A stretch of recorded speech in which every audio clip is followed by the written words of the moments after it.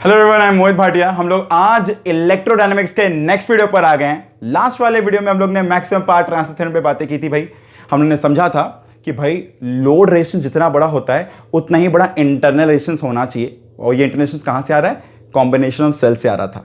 याद करो, फॉर्मूला था capital R is equals to NR/M, जहां पे N है number of cells in each row, M क्या है? Number of such rows. हम लोगों ने बात किया था कि मिक्स ग्रुपिंग का जो हम लोग डेरिवेशंस कर रहे थे वहां पे सारे सेल्स आइडेंटिकल है, तो सबके रेजिस्टेंस स्मॉल आर और EMF सबकी स्मॉल ई, कैपिटल ई रादर, जो भी लेना एप्सिलॉन बोल के हम लोग डिनोट कर रहे थे, है ना। ये सारी बातें हम लोग लास्ट वीडियो में कर चुके थे। हम लोग ने प्रॉब्लम सॉल्विंग इस पर नहीं की थी, एप्लीकेशंस नहीं किया था। अभी इस वीडियो में एप्लीकेशंस करेंगे और आगे की तरफ चलकर हम लोग heating effect of current start करेंगे। मतलब बल्ब पर बातें करेंगे, कौन सा बल्ब अच्छा ग्लो करता है जब बहुत सारे बल्ब सीरीज पैरेलल में एक संग लगा दिए जाते हैं, इस तरह के प्रॉब्लम्स। ठीक है, तो आगे का part of video will be on heating effect of current, और अभी हम लोग स्टार्ट कर रहे हैं मैक्सिमम पावर ट्रांसफर थ्योरम पे कुछ एप्लीकेशंस। ठीक है, लेट्स स्टार्ट। सबसे पहले एक क्वेश्चन है, 100 cells each of EMF 5 volt. तो भैया 100 सेल्स मतलब लिखेंगे N into M equals to 100। Yes और नो? भाई 100 सेल्स का मतलब हो गया टोटल रो और कॉलम मिला के 100 सेल है। ठीक है, अगर N सेल है हर एक रो में और ऐसे M रोज हो तो हम इसको N इंटू M लिख सकते हैं, है कि नहीं। अगर मान लेते हैं 10 सेल है और ऐसे 10 रो है तो 10 plus 10 plus 10 plus 10 like 10 into 10 100 हो गया। हो सकता है कि हर एक रो में 20 हो और ऐसे 5 रो हो तो 20 प्लस 20 प्लस 20 प्लस 20 प्लस 20 मतलब क्या होगा? 20 इंटू 5, है ना, इज लाइक 100। तो N क्या हो गया? Number of cells in each row, और M क्या हो गया? Number of such rows. और बोला गया है स्मॉल r कैपिटल R दे दिया गया। स्मॉल r है अच्छा ईच ऑफ EMF 5 वोल्ट, तो EMF भी लिख दो, EMF है 5 वोल्ट। हालांकि EMF का कुछ मतलब नहीं यहाँ पे। Internal resistance 1 ohm and external resistance 25 ओम दे दिया गया। रीड करता हूँ भाई क्वेश्चन, ये बस सुन लो जी को सुनने का मन है। 100 cells each of EMF 5 volt, internal resistance 1 ohm are to be arrange to produce maximum current in a 25 ohm resistance. वापस मैक्सिमम पावर ट्रांसफर थ्योरम की बात हो रही है ना। मैक्सिमम करंट ड्रॉ करना मतलब मैक्सिमम पावर ड्रॉ करना। Each row contains equal number of cells, find the number of rows. ठीक है ना,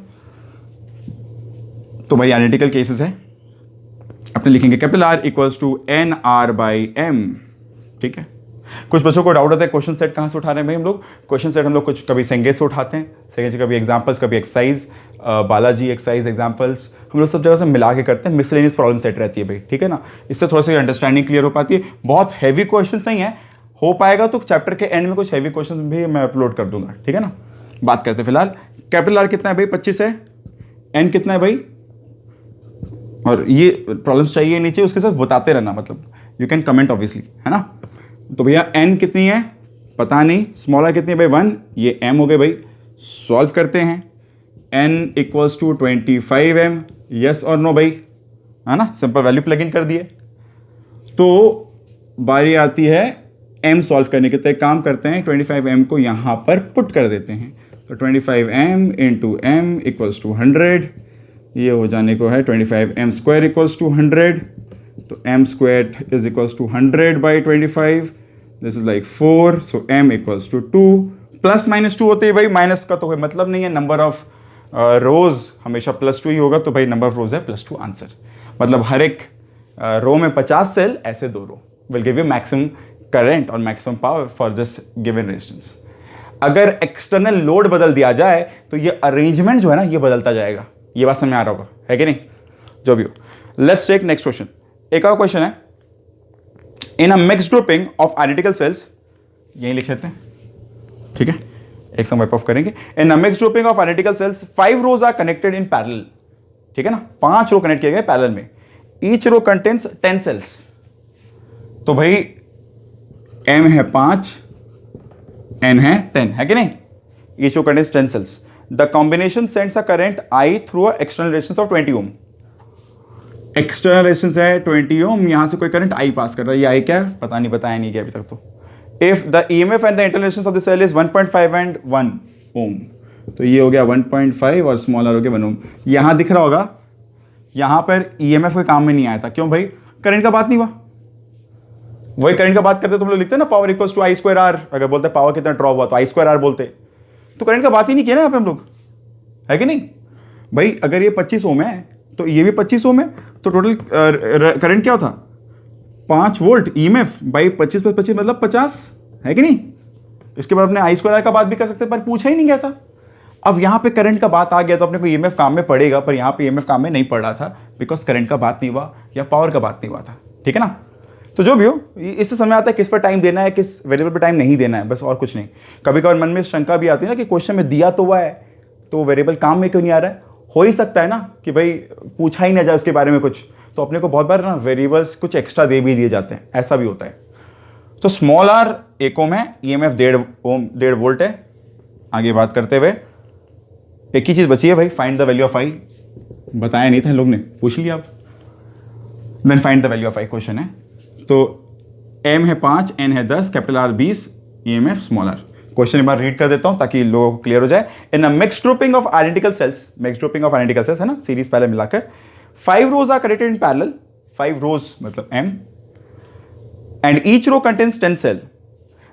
This combination sends a current I through an external resistance of 20 ohm if the EMF and internal resistance of each cell is 1.5 volt and 1 ohm respectively. Then find the value of I. मतलब अपने को EMF, अपने को small r, अपने को capital R, N, M बता दिया गया, I निकालना है। और क्या बोला गया है, कुछ बोला है क्या करंट को लेकर, मैक्सिमम को कुछ नहीं बोला गया। तो फिलहाल तो आई क्या है, net EMF. What is the net EMF, mix grouping में क्या होता है नेट ईएमएफ, एन ई ना। अरे भाई E plus E plus E plus E, अगर ऐसे एन हो तो एन ई, और सब में ही एन ई है तो इक्विवेलेंट भी एन ई रहेगा, है ना। N E by R plus N R by M. कुछ बताया नहीं क्या मैक्सिमम मिनिमम, खुद ही बता दिया कि एन और एम क्या है ना। क्वेश्चन में बोल देता अगर कि भाई इस तरह का अरेंजमेंट है कि करंट मैक्सिमम ड्रॉ हो रहा है, तब ऑब्वियसली हम लोग को एन एम नहीं बताता, तब पूछता कि एन और एम क्या होना चाहिए। यहाँ उल्टा बता दिया एन और एम क्या है और बोला बस बताओ करंट क्या, बस सिंपल सॉल्विंग करना है, तो जबरदस्ती दिमाग नहीं लगाना है हर जगह, ठीक है ना। कुछ ऐसा लॉजिक काम में नहीं आया तो कभी कभार अनवांटेड कॉन्सेप्ट पे नहीं जाना होता है, ठीक है, रिक्वायर्ड नहीं होती जाना। तो एन इंटू ई सिंपल है ना, इक्विवेलेंट मिक्स ग्रुपिंग में बात किए थे। तो एन हो गया भाई 10 इंटू 1.5 1.5 बाई आर कितना भाई 20, एन कितना भाई 10 इंटू कितना 1 बाई एम कितना 5, तो ये हो गया 15 बाई 22 बोल सकते हैं। 10 बाई 5 ये 2 2 + 20 22, ये करंट यहाँ से सॉल्व कर लो, एम्पियर में आ जाएगा, ठीक है ना। अच्छा, अब कुछ पॉइंट्स पर और बात करनी है भाई। मैंने लास्ट वाले वीडियो में या फिर उसके पीछे मैंने क्वेश्चन रखा था कि अगर अपने पास पैरेलल में एक 10 वोल्ट का बैटरी, एग्जांपल लेते हैं, क्वेश्चन कुछ इस तरह का स्ट्रक्चर में था कि एक 10 वोल्ट का बैटरी हो और दूसरी भाई बैटरी कोई से 8 वोल्ट की हो, दोनों पैरेलल में हो और they are ideal cells. Battery बोलना अगर खराब लगा तो सेल्स बोलो, दे आर आइडियल सेल्स, कोई इंटरनल रेजिस्टेंस नहीं है, हाँ कोई इंटरनल रेजिस्टेंस नहीं है। तो वहां पे नेट ईएमएफ क्या मिलने वाली है भाई, मेरा बात समझ में आ रहा है नहीं? देखो भाई आराम से। तो मैंने ये क्वेश्चन रखा था, काफ़ी बच्चों को कहा था बताने के लिए कि what will be the equivalent EMF. तो भाई शुरू से करते हैं। तो मान लेते हैं कि यहाँ पर एक प्लस माइनस ईएमएफ है और ये आइडियल सेल है। तो अगर ये भी ई होता और ये भी ई होता और यहाँ पर एक लोड लगा होता, है ना, तो क्या होता भाई, ई इक्विवेलेंट भी यहाँ पे क्या होता, ई होता। अगर ये 10 वोल्ट है, भी 10 वोल्ट तो 10 वोल्ट, बिकॉज यहाँ पोटेंशियल डिफरेंस 10 वोल्ट। ये तो शॉर्टिंग हुआ ना कैसे, ये वायर का अगर ऐसे कनेक्ट हो जाना तो शॉर्टिंग बोलते हैं। भाई शॉर्टिंग का मतलब क्या है कि जो पोटेंशियल यहाँ है वही पोटेंशियल यहाँ है, जो इलेक्ट्रिकल स्टेट यहाँ है सर्किट की वही इलेक्ट्रिकल स्टेट यहाँ है। That's what you mean by potential shorting. अगर ये पॉइंट और ये पॉइंट कनेक्टेड है भाई, ये भी क्या है, शॉर्टिंग। मतलब क्या हो रहा है भाई, सेम पोटेंशियल। तो ई करंट क्या हो गया, ई दोनों में सेम था तो ई हो गया। अब अगर बात करते हैं, ये है E1 और ये है E2, ठीक है, आइडियल सेल है, इंटरनल रेजिस्टेंस 0 है। तो अगर ये E1 है और ये E2 है तो अब E इक्विवेलेंट क्या होने को, ये सवाल मैंने रखा था, है ना, यही सवाल था। ये 10 वोल्ट 5 वोल्ट हो सकता है, ये 8 वोल्ट 6 वोल्ट हो सकता है, पर दोनों सेम नहीं है। तो मैंने बोला था भाई इस पर सोच के आंसर देना, मैं बोलता हूं भाई इसका आंसर इनडिटरमिनेट होगा, इनडिटरमिनेट होगा। सोचो, मैंने बहुत जल्दी बता दिया बट सोचना था पहले। इनडिटरमिनेट क्यों होगा भाई? ये शॉर्टिंग कर दी गई है, तो भाई यहां पे 5 वोल्ट है और यहां पे भी अगर 8 वोल्ट है, तो अपने फोर्सिबली चाह रहे हैं कि दोनों के अक्रॉस वोल्टेज सेम हो जाए, क्यों पॉसिबल नहीं है। तो ये सर्किट में अगर रियल क्वेश्चन अगर होता है, ये अगर रियल क्वेश्चन होता, इनडिटरमिनेट का मतलब ये कभी 5 वोल्ट भी दे सकता है, ये 6 भी दे सकता है, ये 8 भी दे सकता है। That's what you mean bye indeterminate. अपने डिटरमाइन नहीं कर सकते कि कितना ही ईएमएफ देने वाला है। समझ में आ रहा है बात? ये हो गया इनडिटरमिनेट का मतलब, है ना। जब बोलते हैं ना इनडिटरमिनेट मतलब वैल्यू प्रेडिक्ट नहीं कर सकते क्या होने वाली है। अब अभी कभी भी किसी को डिवाइड करते हैं बाई 0, तो क्या हो गया? 0 कितने बार में 5 से कटेगा पता नहीं, अपने बोलते हैं इनडिटरमिनेट। इसके रिजल्ट को बोलते हैं इनडिटरमिनेट, ठीक है ना। या बहुत लोग इसको अनडिफाइंड भी बोल देते हैं, पर इनडिटरमिनेट मतलब क्या हुआ? डिटरमाइन नहीं कर सकते, है कि नहीं। इस तरह से ये बात हुई। अच्छा आगे बात करते हैं। अगर तो ये क्वेश्चन हुआ। अच्छा पर जनरली ना मेरे से पूछो कि सर ऐसा केस कभी आप देखें यार, मैं बोलूँगा भाई ऐसा केस पॉसिबल कैसे है? एक आइडियल सेल बोल के चीज़ तो होती ही नहीं है ना भाई। सेल में तो इंटरनल रेजिस्टेंस होना अनिवार्य है, कंपलसरी है कि नहीं। एक सेल में इंटरनल रेजिस्टेंस तो होना कंपलसरी है। कितना भी चालो उसके प्लेट्स पर तो रेजिस्टेंस होगा ही ना, जिसका वो बना हुआ होगा। अंदर में तो कुछ तो कोलिशंस होगी ना भाई, तो इंटरनल रेजिस्टेंस तो होगा ही। तो ऐसा बात उठता ही नहीं, ऐसा सवाल उठेंगे ही नहीं, ठीक है। एनीवेज अपने अगर कुछ और केसेस की बात करें तो आई गेस हम लोग ने यही क्वेश्चन लिया था और कुछ नहीं। अच्छा एक क्वेश्चन और एक बच्चे का आया था मेरे पास, उसने कहा था सर अगर इन केस एक सेल ऐसे लगाई जाए और एक सेल इस तरह लगाई जाए, ठीक है, प्लस माइनस माइनस प्लस, तब ई इक्विवेलेंट क्या होने को है? तब होगा वापस 0। सोचना बैठ के, इस बारे में सोचना है। एक तरीके से बोल सकते हैं कि अगर ये करंट आई देना चाहेगा इस तरह, तो ये करंट देना चाहेगा आई इस तरह, ठीक है। आइडियल सेल है वापस, तो नेट करंट अगर 0 है तो बोल सकते हैं कि इनका इक्विवेलेंट ईएमएफ 0 दे रहा है। समझा? इस तरह से हम लोग बात कर सकते हैं। इसके बारे में कॉन्सेप्चुअल और अंडरस्टैंडिंग हम लोग लेंगे जब हम लोग सुपरपोजिशन प्रिंसिपल बात करेंगे। मैं एक अलग से वीडियो देने वाला हूं उस पर, ठीक है। और इलेक्ट्रिकल सर्किट से ना बहुत सारी बातें हम लोग पहले कर चुके हैं कैपेसिटर के साथ, तो कुछ एडिशनल फैक्ट्स पर और सॉल्विंग या और प्रॉब्लम के साथ हम लोग बात करेंगे जब हम लोग सुपरपोजिशन ऑफ प्रिंसिपल से बात करेंगे। तो कुछ और प्रॉब्लम्स भी कर लेंगे और कुछ कॉन्सेप्ट्स को रिवाइज भी कर लेंगे। जिन बच्चों को इलेक्ट्रिकल सर्किट्स पे और वीडियोस देखना है भाई, कैपेसिटर में जाओ, वहाँ मैंने सिंप्लीफिकेशन ऑफ सर्किट से बहुत सारे वीडियो दिए भाई। टॉपिक है सिंप्लीफिकेशन ऑफ सर्किट्स, वहाँ पे मैंने बहुत सारे मेथड्स बताएं, सबको फटाफट गो थ्रू कर लेना, ठीक है ना। तो बहुत सारी बातें वहीं पे क्लियर हो गई। तो अब और कुछ तरह क्वेश्चंस, किसी बच्चे को कोई डाउट है नहीं सेल्स पर, तो आई गेस बातें सारी क्लियर है भाई। Let's proceed with heating effect of current, ठीक है ना। अरे क्या है ना भाई, सॉल्विंग तो कर रहे हैं भाई, चैप्टर के में अपने प्रॉब्लम सॉल्विंग वीडियोस देखेंगे ही बहुत सारे। चैप्टर जब खत्म हो तो भाई सबको प्रीवियस क्वेश्चंस लगाने हैं, है ना। अपना जो भी एक टेक्स्ट बुक फॉलो कर रहे हो वो टेक्स्ट बुक खत्म करो, जो भी एक टेक्स्ट बुक कर रहे हो एक टेक्स्ट बुक फिक्स कर लो, उसे पूरा खत्म करो।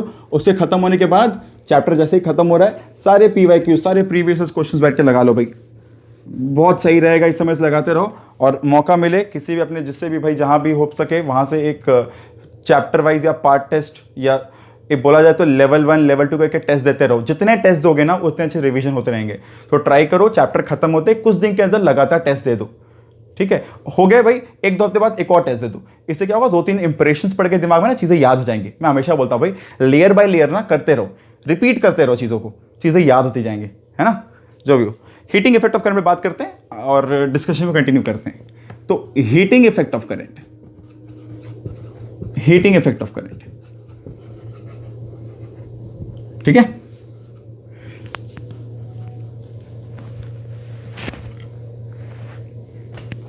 हीटिंग इफेक्ट ऑफ करंट के बारे में ना हम लोग बचपन से पढ़ते आ रहे हैं, गेस क्लास 10 में पढ़े हम लोग, है ना।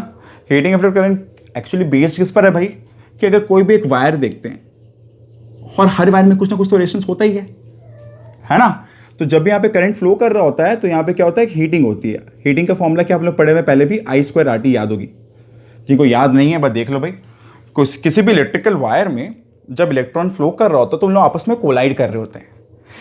बिकॉज वो मूव कर रहा है, इसमें काइनेटिक एनर्जी है और इस काइनेटिक एनर्जी का ही एक बहुत बड़ा फॉर्म बाद में हीट एनर्जी फॉर्म में कन्वर्ट होता है ना।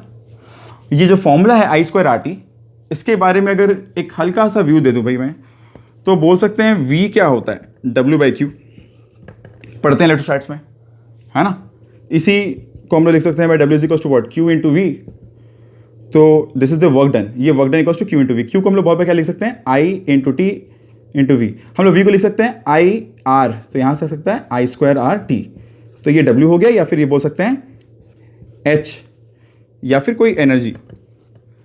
किसी भी सर्किट में जो करंट होता है ना, अगर देखा जाए तो करंट क्या है कि एक चार्ज है जिसमें बैटरी ने एनर्जी डाल दी। ये क्या है कि एक सेल है जिसकी वोल्टेज V है, और जैसे ही कोई एक कूलम चार्ज यहां से यहां गई तो इसमें इस सेल ने एनर्जी डाल दी। कितनी एनर्जी डाली, जितनी वोल्टेज की भाई है। एग्जांपल 10 वोल्ट की बैटरी है, तो कितनी एनर्जी डाली जा रही है भाई, 10 जूल पर कूलम।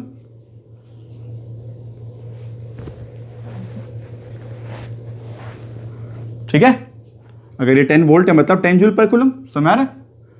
तो 10 जूल हर एक कूलम में डाली जा रही है भाई, और अगर ऐसे 2 कूलम पास कर जाए तो 2 × 10 मतलब इतनी एनर्जी डाली गई बैटरी द्वारा। ये सारी एनर्जी जा कहाँ रही है भाई, सर्किट में गई। यहाँ पर जो रजिस्टर है वहाँ पे कोलिजन्स की वजह से वो सारी काइनेटिक एनर्जी या जो भी एनर्जी थी वो सारी हीट में कन्वर्ट हो गई। तो अपने बोल सकते हैं जो भी Q इंटू V है, इसको अपने I इंटू T लिख सकते हैं, अगर मान के चले कि करंट एक स्टेडी फ्लो में हो रही है भाई, तो अपने सीधा लिखेंगे Q equals to I into T, तो VIT लिख सकते हैं ऐसे, या फिर V को लिखते हैं अगर IR तो I²RT, है ना। ये जो वर्क बैटरी ने किया ये सारा एनर्जी में कन्वर्ट हुआ, और ये एनर्जी बाद में क्या हुआ, हीट एनर्जी में कन्वर्ट हुआ। ये जनरली हर सर्किट में होती है भाई। एनर्जी का बहुत बड़ा पार्ट या तो हीट में कन्वर्ट हो जाता है, या तो लाइट में कन्वर्ट हो जाता है, या तो कोई मैकेनिकल फॉर्म में कन्वर्ट होता है, या कुछ पार्ट हीट में, कुछ पार्ट लाइट में, कुछ पार्ट हीट में, कुछ पार्ट मैकेनिकल में, एंड सो ऑन। पंखे में क्या होगा, एनर्जी जो आया उसका बहुत बड़ा पार्ट मैकेनिकल में गया, कुछ पार्ट हीट में गया, इस तरह से, है ना। तो करंट की वजह से एक हीट क्रिएट होता ही है हमेशा। पूरा एनर्जी जो पर्पस है उसमें कन्वर्ट नहीं होता। एग्जांपल है, अगर पर्पस है लाइट ग्लो करना, लाइट बनाना, लाइट एनर्जी बनाना, कुछ पार्ट तो हीट में जाना ही है, तो because of collisions of electrons, है ना। तो ये अगर एग्जांपल लेते हैं जहां पे पूरा एनर्जी हीट में कन्वर्ट हो जाए, तो वहां पे क्या फॉर्मूला लगने वाला है भाई, ये जो वर्क किया बैटरी ने सारा कहाँ गया एनर्जी, और एनर्जी कहाँ गया लास्ट में, हीट क्या हो गया, I²RT। हम लोग बचपन से पढ़ते आ रहे हैं एनर्जी का फॉर्मूला क्या है, I²RT, या फिर VIT, या फिर अपने अगर I को लिख दे V/R ओम्स लॉ से, तो V²/R इंटू T, है ना। ये सारे फॉर्मूला जानते हैं हम लोग पहले से। अब सवाल है यूनिट्स का। फर्स्ट ऑफ ऑल तो यूनिट के बारे में भाई सबसे पहले I hope all of you can recall back. Heat क्या बोलते हैं, इससे पहला यूनिट आता है दिमाग में कैलोरी। तो कैलोरी का भाई यूनिट क्या है, 4.18 joule. 1 calorie is 4.18 joule. 4.18 joule बहुत लोग को याद होगा, बहुत लोग इसको अप्रॉक्सीमेट 4.2 जूल करते हैं। हम लोग ऐसा हीट में पढ़ चुके हैं क्लास 11 में, है ना। और एक और यूनिट है जो बहुत ज़्यादा काम में आता है, वो है किलोवाट आवर। ना किलोवाट आवर ना हम लोग की इलेक्ट्रिकल जो घर में यूनिट्स आती है ना उसमें भी यूज़ होता है। तो ये एक कमर्शियल यूनिट भी कहलाता है। It is also said to be commercial unit.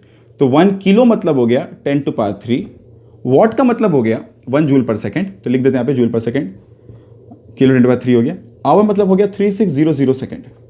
Second cut गया 3600 1 2 3। इसको लिख सकते हैं 3.6 10⁻6 जूल्स। तो 1 किलोवाट आवर इज 3.6 10⁻6 जूल्स। बहुत सारे बच्चे ये सारे कॉन्सेप्ट जानते हैं क्लास 10 से ही, आईसीसी में था क्लास 10 में, ठीक है ना। तो अगर अपने घर का बात करें तो घर में जितना किलोवाट आवर लगता है उतने ही नंबर ऑफ यूनिट्स होते हैं। तो अगर 1 kilowatt hour is like 1 unit, ठीक है ना। 1 किलोवाट आवर मतलब 1 यूनिट।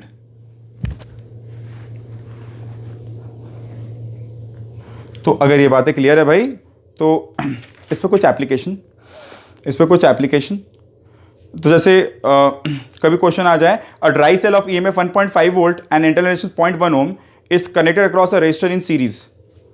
तो भाई क्वेश्चन ले लेते हैं फटाफट, फिर बल्ब वाले क्वेश्चंस पर चलते हैं जो कि हम लोग का मेन सोल है इस टॉपिक का, है ना, जिस पे क्वेश्चन ज़्यादातर आती है।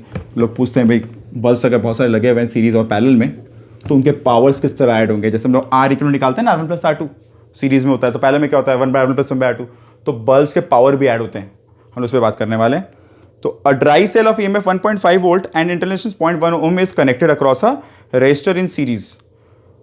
तो भैया ईएमएफ हो गई 1.5 वोल्ट, इंटरनल रेजिस्टेंस कितना है भाई, इंटरनल रेजिस्टेंस है 0.1 ओम, है ना, is connected in across a resistor in series with a very low resistance ammeter.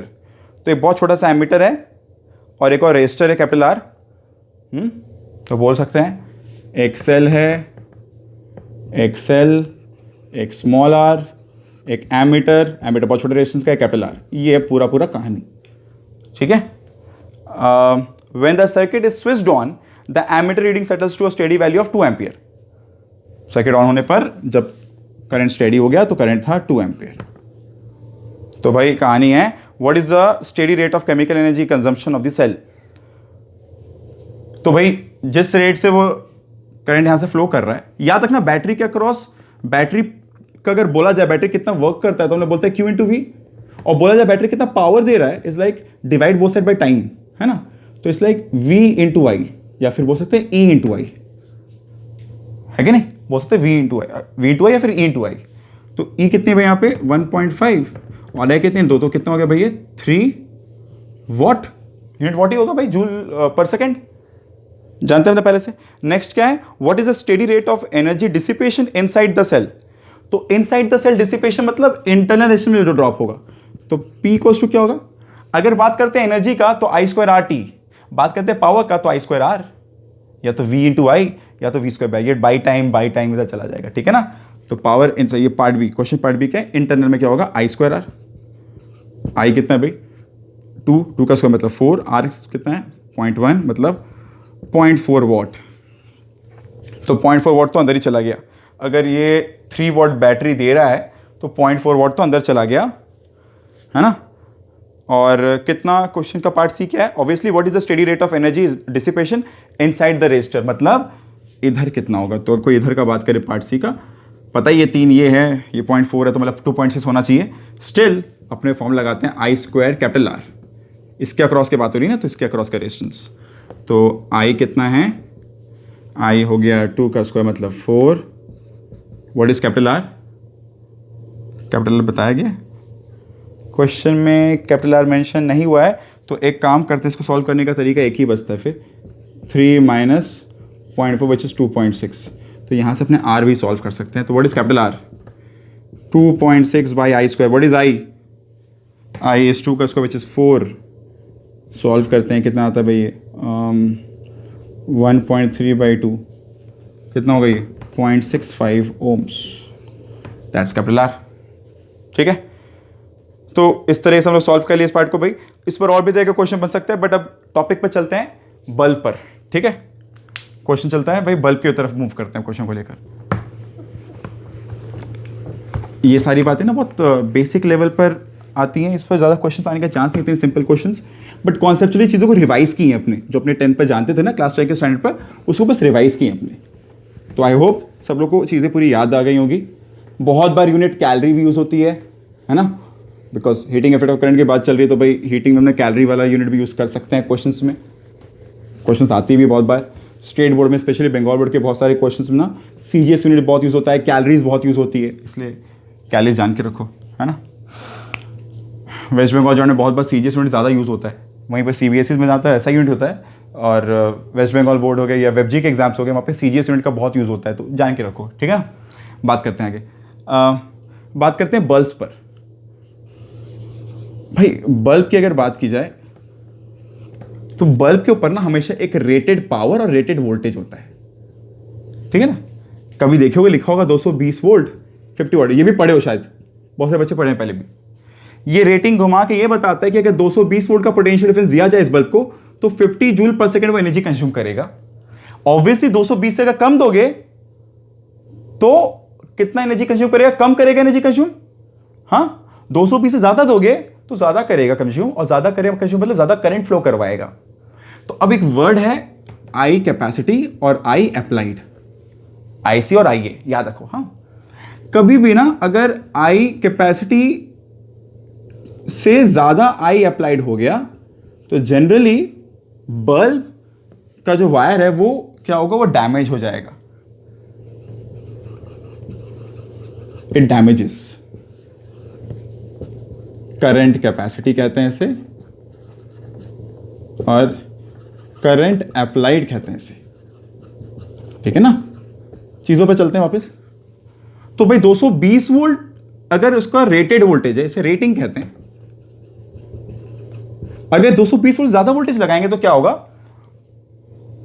Resistance तो बदल नहीं रहा है ना, वोल्टेज बढ़ गया तो क्या होगा, करंट बढ़ जाएगा। तो करंट अगर कैपेसिटर से बड़ा हो गया तो उसके फ्यूज वायर का या उसके जो फिलामेंट वायर है या जितने भी वायर्स है वो डैमेज होने के चांसेस बन जाते हैं। तो जनरली हम लोग कम वोल्टेज में काम करना प्रेफर करेंगे या एग्जैक्ट पे काम करना प्रेफर करेंगे, पर ज़्यादा पे काम नहीं करेंगे बिकॉज उससे सर्किट डैमेज हो सकती है, ठीक है ना। तो याद रखना ये बात। अगेन इससे एक और फायदा है भाई, अपने जानते हैं that P is equals to V square by R, एक फॉर्मूला है, ज़्यादातर यही फॉर्मूला काम में आने वाला है। अपने इस V को बोलते हैं VO और इस P को बोलते हैं PO, तो अपने बोलते हैं R जो रेजिस्टेंस ये बल्ब दे रहा है, इस फिलामेंट का जो रेजिस्टेंस है that's given by VO square by PO। तो अगर अपने को ये V और P पता है तो अपने को इसका रेजिस्टेंस पता है, और ये रेजिस्टेंस कभी नहीं बदलेगा गिवन बल्ब नहीं बदला जा रहा है तो, है कि नहीं। तो जब भी रेट बता दिया गया, रेटिंग बता दी गई, हम लोग को उसका रेजिस्टेंस पता लग गया। और अगर R पता लग गया, उसके बाद अगर क्वेश्चन आता है कि मान लेते हैं हम लोग इसको कोई दूसरे वोल्टेज से लगाए हैं, यहाँ पे एप्लीकेशन दिए वोल्टेज का, मान लो कोई V एप्लीकेशन दिए, ये V 220 नहीं है, 200, 210, 230 कुछ भी हो सकती है भाई। तो अपना यहाँ पे करंट या यहाँ पे अब पावर कितना फ्लो होगा या ये कितना पावर कंज्यूम करेगा, तो पावर कंज्यूमशन कितना होता है भाई, फॉर्मूला है V स्क्वायर बाई आर। कौन सा R, जो इसका R है, और V कौन सा, जो V अप्लाई होता है ना। तो V क्या है भाई, जो अपने दिया हुआ है, बट R क्या है, R is V not square into P not. तो ये एक तरह से याद रहेगा फिर कि अगर अप्लाइड V बड़ा है V नॉट से तो पावर वो ज़्यादा, मतलब तो ज़्यादा तेज़ ग्लो करेगा। मतलब अगर एक बल्ब है उसको तुम ज़बरदस्ती ज़्यादा वोल्टेज दोगे, ज़बरदस्ती ज़्यादा ग्लो कर रहा होगा, समझ जाना वो डैमेज होने वाला है। ज़बरदस्ती ज़्यादा ग्लो मत कराओ, जो भी फिलामेंट है जिससे वो बना हुआ है वो डैमेज हो सकता है, ठीक है ना। तो ये V बाई वी नॉट अगर मोर देन वन हुआ तो पावर जो वो देगा वो ज़्यादा देगा या ज़्यादा कंज्यूम करेगा, और वहीं पे V वो लेस देन वी नॉट हुआ तो थोड़ा डिमर हो जाएगा। तो ये फॉर्मूला अपने याद रख सकते हैं, ठीक है ना, जहाँ पे ये V नॉट रेटेड है और ये V अप्लाइड वोल्टेज है, ठीक है। इस पर हम लोग क्या करते हैं, कुछ एप्लीकेशन फटाफट देखते हैं, ठीक है ना। आई होप यहाँ तक किसी को कोई दिक्कत नहीं होगा। तो ये एक बेसिक अंडरस्टैंडिंग वापस हम लोग कुछ अपने एलिमेंटरी लेवल पर जानते थे। अब हम लोग ट्राई करेंगे कॉम्बिनेशन ऑफ बल्ब्स पर बात करने का, ठीक है। जनरली क्वेश्चन बल्ब पर ही है, हीटिंग इफेक्ट ऑफ करंट में, काफी इंपॉर्टेंट टॉपिक भी है ये, कॉम्बिनेशन ऑफ बल्ब। भाई स्टार मार लेना कॉपी में, काफी इंपॉर्टेंट टॉपिक है ये। तो अपने पास अगर यहां पे बल्ब है, थोड़ा डायग्राम लेके दिक्कत, ये इधर बैटरी इधर ऐसे लगाई गई है भाई, प्लस माइनस E, ठीक है ना। पेड़ लग रहा है पर ठीक है बल्ब ही है ना, लग रहा है पेड़ बन गया, और ये सीरीज में लगा दी गई, ठीक है। तो क्या होता है, जनरली अपने जानते हैं what is the R equivalent here, what is the R equivalent here, R1 plus R2 series में ना, है कि नहीं। और अगर बोला जाए तो कुछ अगर जो भी ये पावर दे रहा है, कुछ पावर ये कंज्यूम कर रहा है, कुछ ये कंज्यूम कर रहा है। अगर हिसाब पत्तर किया जाए कि एक सर्किट में पावर जो P है this equals to P1 plus P2 बोल सकते हैं, तो कुछ पावर ये कंज्यूम कर रहा है, कुछ पावर ये कंज्यूम कर रहा है। तो भैया लिखें अगर P1, तो P1 क्या है, P1 हो गया भाई, क्या बोले थे भाई, रेटेड वोल्टेज, मतलब लिख देते हैं V1 स्क्वायर, है ना, V1 स्क्वायर। कुछ यहां पर या इस तरह बोल सकते हो, टोटल पावर जो यहां पे कंज्यूम हो रहा है, टोटल पावर जो कंज्यूम हो रहा है क्या है, V square by total resistance, इस तरह बोल सकते हो। ये टोटल P क्या है, टोटल वोल्टेज क्या है भाई, E लिख दो। अरे रे, ये हो गया E square by R1 plus R2, है कि नहीं भाई। ये P हो गया equal to E square by R1 plus R2। तो ट्राई करना है यहां से, ये अपना नेट पावर हो गया E square by R1 plus R2। Try क्या करना है नेक्स्ट, अपने को ट्राई करना है अपने को P1 और P2 से रेट करना है कि नहीं। P1 क्या हो गया, जो पावर यहां कंज्यूम हो रहा है, P2 क्या हो गया, पावर जो यहां पे कंज्यूम हो रहा है कि नहीं। अब आगे कहानी देखते हैं। तो E square by R1 plus R2। Next अपने जानते हैं R1 क्या है, R1 है rated voltage square by PO1 plus rated voltage square by PO2, है कि नहीं? रेटेड वोल्टेज, मान लें दोनों का रेटिंग अगर सेम है तो VO लिख दिए, VO1 VO2 भी हो सकता है, बट लेट से दोनों का रेटेड वोल्टेज सेम है कि नहीं? ये समझ आ रहा है कि नहीं आ रहा है? तो E by R1 plus R2 को इस तरह लिख दिए, ठीक है? अब यहां से देखो क्या क्या चीज़ कॉमन होना पॉसिबल है और किस तरह लिखना पॉसिबल है। तो अगर इन केस ये जो रेटेड वोल्टेज है VO, इसका भी VO, और ये वोल्टेज भी अगर VO के बराबर हो जाए तो क्या होगा? ये अगर VO के बराबर हो जाए तो VO स्क्वायर कॉमन होकर कैंसिल हो जाएगी भाई, और नहीं हुआ तो फिर वो VO रहेगा एक्सप्रेशन में, या फिर ये E रहेगा एक्सप्रेशन में, जो भी हो। तो ये हो गया भाई PO1 plus PO2 into PO2 by PO1 plus PO2, ये हो गया नेट पावर। तो जो यहाँ पे पावर कंज्यूम हो रहा है वो क्या है? Power O1 plus power O2। कैसे ऐड हो रहे हैं लोग? जैसे सीरीज में, जैसे रेजिस्टेंस पैरेलल में ऐड होता था, वैसे पावर यहाँ पर सीरीज में ऐड हो रहा है। अपने घर पे काम लेते हैं कि जब बल्ब पैरेलल में लगाया जाए तब कैसे ऐड होगा, ठीक है? तब पावर के फॉर्मूले कहेंगे हम, बता दें फिर भी पावर के फॉर्मूले यहाँ पे क्या आने वाले हैं? PO1 प्लस PO2, ठीक है? ट्राई करना डिराइव करके, ये दोनों फॉर्मूला याद रखना। गिवन दैट ये सारी बातें तब कर रहे हैं जब दोनों का रेटिंग वोल्टेज सेम है, दोनों का रेटिंग वोल्टेज सेम है, ठीक है? दोनों का रेटिंग वोल्टेज सेम है और रात हम लोग वही वोल्टेज यहाँ पे भी अप्लाई कर रहे हैं, तभी वो VO कैंसिल हो जाएगा। एक बार इसको गो थ्रू करना, देखना कुछ डाउट है तो पूछना भाई पूछ लेना। You can put down your doubt in the comment box. जो भी है भाई एक बार इसको गो थ्रू कर लो। अगले वाले वीडियो में ना हम लोग इस पर और बचे हुए एप्लीकेशंस और बाकी सारी लर्निंग कंप्लीट करेंगे हीटिंग इफेक्ट करंट पे, ठीक है? This much on this video, keep watching. If you have any doubt put down your doubt in the comment section. Thank you.